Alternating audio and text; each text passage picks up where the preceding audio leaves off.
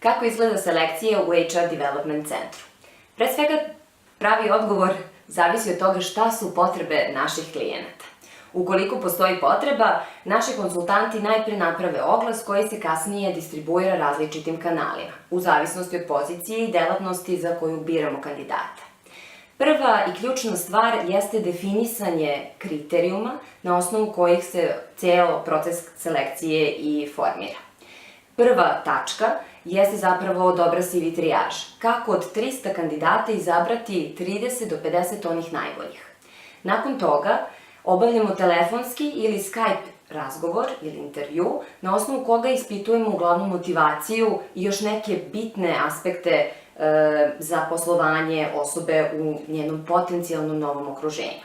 Nakon toga radi se psihološko testiranje.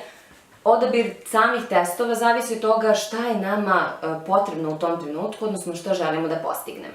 Ako su u pitanju bazične pozicije, radi se i assessment centar, odnosno grupna vežba.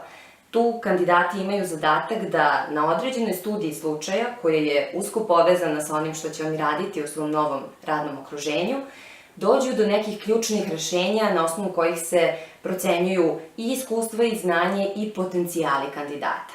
Nakon toga sledi prvo razgovor sa našim konsultantima koji prave odabir 3 do 5 najboljih kandidata koji će biti predstavljeni poslodavcu.